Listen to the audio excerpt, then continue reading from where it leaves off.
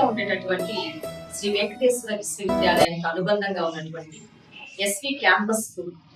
ఈ క్యాంపస్ స్కూల్లో 8వ తరగతి చదువుతున్నటువంటి పిల్లలతో మాట్లాడడానికి, వాళ్లకు మహాభారతానికి సంబంధించినటువంటి కొన్ని విషయాలు వాళ్ళ దృష్టికి తీసుకొచ్చి వాళ్ళతో ఇంటరాక్ట్ అవ్వడానికి ప్రముఖ సాహితీవేత్త, విమర్శకులు, పరిశోధకులు, మంచి వాగ్దాటి కలిగినటువంటి వారు గౌరవనీయులు శ్రీ జి రమేష్ గారు మన ముందున్నారు.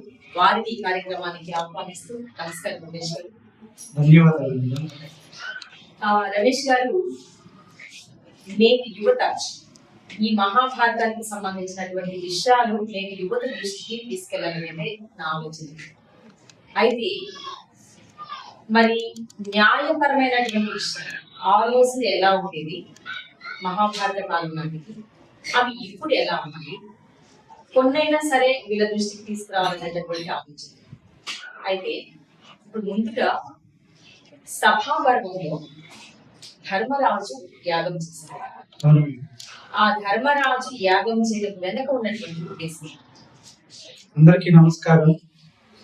నేటి యువతరానికి మహాభారతంలో ఉండేటటువంటి అమూల్యమైనటువంటి అంశాలను అందజేయాలి అనేటటువంటి ఒక మంచి లక్ష్యంతో, ఉన్నతమైన భావజాలంతో ఇక్కడికి నన్ను తీసుకువచ్చి మీ అందరి ముందు మాట్లాడే అవకాశాన్ని కలిగించినటువంటి డాక్టర్ యువశ్రీ గారికి నా హృదయపూర్వక కృతజ్ఞతలు తెలియజేస్తూ, మహాభారతం అంటే ఏమీ లేదు, మానవ జీవితమే ఒక మహాభారతం.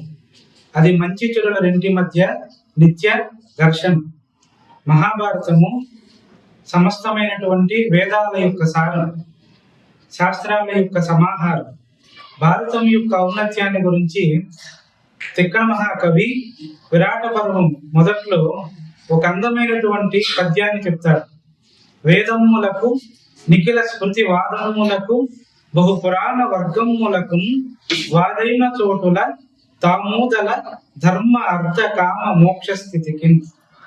న్యాయశాస్త్రానికి, ఉపనిషత్తులకు, పురాణాలకు ఏదైనా ఒక న్యాయపరమైనటువంటి సమస్య వచ్చినప్పుడు ఏది న్యాయం, ఏది అన్యాయం, ఏది మంచి, ఏది చెడు అని తీర్పు చెప్పమని మహాభారతం వద్దకు వెళ్తాయి. భారతం అనేది న్యాయం యొక్క ప్రతిరూపం. అందులో సభాపర్వము నేటి భారతీయ శిక్షా స్మృతికి అనుసంధానమైనటువంటిది. మంచికి చెడుకి మధ్య ఎటువంటి తారతమ్యాలు ఉన్నాయి, మంచిని పట్టుకుంటే ఏ విధంగా గొప్పవాళ్ళు అవుతారు, చెడు వైపుగా చేరినటువంటి వాడు ఎంత బలవంతుడైనప్పటికీ వాడు ఏ విధంగా పతనమైపోతాడు అనేటటువంటి అంశాన్ని మనకు మహాభారతం తెలియజేస్తుంది. అందులో సభాపర్వం చాలా ముఖ్యమైనది. సభాపర్వంలో ధర్మరాజు పేరు తిరిగేస్తేనే రాజ ధర్మం. ధర్మం అంటే ఏమిటి అని అంటే నిరంతరం ఈ దరిద్రిని నడిపేటటువంటి ఒక అంతఃసూత్రము. త్రికాలేతి తిష్టతి ఇది సత్యం. సత్యం అనేది 3 కాలాల్లో ఒకేలా ఉంటుంది. చింతపండు పుల్లగా ఉంటుంది, పంచదార తీయగా ఉంటుంది, అవునా కదా? కానీ ధర్మం అనేది దేశాన్ని బట్టి, ప్రాంతాన్ని బట్టి, స్థలాన్ని బట్టి మారుతూ ఉంటుంది. అటువంటి ధర్మరాజు తన రాజధానిలో ఒక యాగాన్ని నిర్వహిస్తాడు. మనకు 18 పర్వాల మహాభారతంలో 2 యాగాలు ప్రధానంగా కనిపిస్తాయి. ఒకటి రాజసూయ యాగము, రెండవది అశ్వమేధ యాగము. రాజసూయ యాగాన్ని రాజులు నిర్వహించి తమ సార్వభౌమత్వాన్ని అందరికీ తెలియజేసేవాళ్ళు. ధర్మరాజు చేసినటువంటి రాజసూయ యాగం వెనుక 2 ప్రధానమైనటువంటి ఉద్దేశాలు ఉన్నాయి. అందులో మొట్టమొదటిది ఏమిటి అంటే తన తండ్రి గారైనటువంటి పాండురాజుకు స్వర్గంలో శాశ్వతమైనటువంటి స్థానాన్ని అందించడానికి ఈ రాజసూయ యాగం యొక్క ఫలితాన్ని ఆయనకు దారపోశారు. దీన్నే రాజసూయ రహస్యం అని కూడా మనకు నీతి శాస్త్ర విమర్శకులు పేర్కొన్నారు. రెండవది, ఆయన చక్రవర్తి కావాలనుకున్నాడు ధర్మరాజు. సమస్తమైనటువంటి ధరణీ మండలానికి తానే మొగుటాయమానంగా చక్రవర్తిగా వెలుగొంది ప్రజలందరినీ క్షేమంగా చూడాలి అనేటటువంటి మంచి ఉద్దేశం ఆయన మనసులో ఉన్నప్పుడు భగవంతుడైనటువంటి కృష్ణ పరమాత్మ ధర్మస్య ప్రభు అచ్యుత, ధర్మాన్ని కాపాడేటటువంటి వాడు అచ్యుతుడైనటువంటి కృష్ణ పరమాత్మ. ఆ కృష్ణ పరమాత్మ యొక్క ప్రేరణ చేత ధర్మరాజు ఇంద్రప్రస్థంలో రాజసూయాగాన్ని సంకల్పించాడు. ఈ యాగం యొక్క ఉద్దేశము ప్రజా సంక్షేమము, దాని వెనకాల దాగుండేటటువంటి ఉద్దేశము తన తండ్రి గారైనటువంటి పాండురాజుకు మంచి సద్గతులు కలగాలనేటటువంటి ఉద్దేశం. మహాభారతం మొత్తానికి ఈ రాజసూయ యాగం అనేది ఒక మూల స్థానం లాంటిది. ఇక్కడే ధర్మరాజు యొక్క సమస్త సంపదను చూసి దుర్యోధనుడు అసూయ చెంది ఆ అసూయ చేత వీళ్ళు ఏ విధంగా వీళ్ళ సంపదంతా లాక్కోవాలనేటటువంటి ఒక దుష్ట అభిప్రాయం దుర్యోధను యొక్క మనసులో కలగడానికి ఈ రాజసూయ యాగం అనేది ఒక ప్రధానమైనటువంటి భూమికగా మనకు కనబడుతుంది.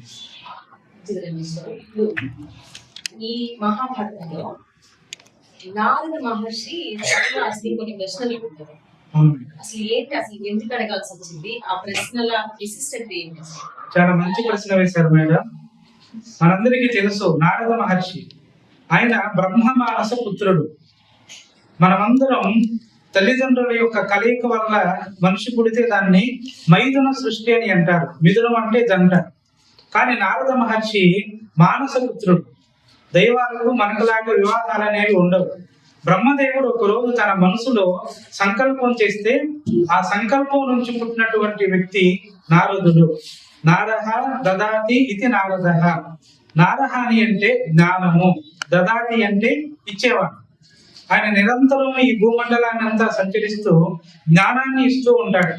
అటువంటి నారద మహర్షి ఒకరోజు ధర్మరాజు సభ నిర్వహిస్తూ ఉన్నప్పుడు ఆయన ధర్మరాజు దగ్గరికి వచ్చాడు. నారద మహర్షి తన చేసి వల్లకి తంత్రీచయంపున సతత నారాయణ మంత్రమొప్ప ఆనన సంభూత హరిగీత రవసుద దారులు దిశలు కప్పుకొనగ కపిల జట గణదీప్తి పుంజంబు దశలు మింట వచ్చే మింట నుండి వాసవీనందను కడకు ఆగూరనయ విశారదుండు నారదుండు. నారద మహర్షి మహాజ్ఞాని. అటువంటి జ్ఞాని అయినటువంటి నారద మహర్షి ధర్మరాజు దగ్గరికి వచ్చి జ్ఞానబోధ చేశాడు. ఆయన ధర్మరాజా, రాజు అనేవాడు సింహాసనం మీద కూర్చోగానే సరిపోదు, రాజుకి కొంత నీతి తెలిసి ఉండాలి. ప్రజలను ఏ విధంగా పరిపాలించాలి, అది మొట్టమొదటి రాజనీతి. రెండవది, ప్రజలను పరిపాలించాలి అని అంటే రాజు దగ్గర సంపద ఉండాలి. ఆ సంపదను ఏ విధంగా పెంపొందించగలగాలి, అందుకు కావలసినటువంటి ప్రధాన మార్గము పన్నులు వసూలు చేయడం. ప్రజలపైన రాజు ఎంత పన్ను వసూలు చేయాలి, మనకు కౌటిల్యుడు అర్థశాస్త్రంలో చెప్తాడు. మనకు వికసించినటువంటి పుష్పం దగ్గరికి తుమ్మెద వెళ్తుంది లేదా తేనెటీగ వెళ్తుంది. ఆ కుసుమానికి ఎటువంటి హాని జరగకుండా తనకి ఎంత కావాలో అంత తేనె తీసుకుంటుంది. ప్రభువు కూడా ప్రజల వద్ద నుంచి అంతే పన్నును వసూలు చేయాలి, వాళ్ళకి ఎటువంటి నష్టం కలిగించకుండా. మూడవది, రాజు ప్రజల యొక్క రక్షకుడు.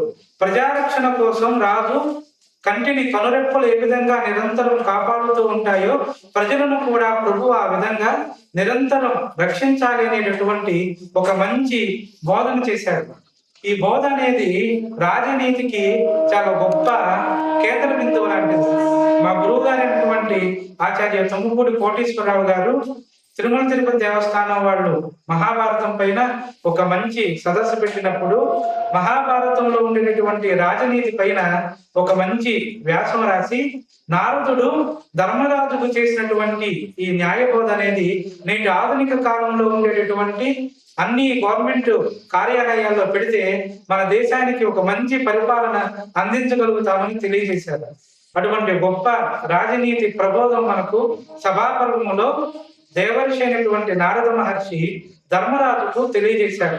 ఇక్కడ మహర్షులు అంటే కేవలం సన్యాసులే అని, వాళ్ళకు దేశం పట్ల దేహం పట్ల ప్రమత్తత లేదు అని అనుకోవడం చాలా పొరపాటు.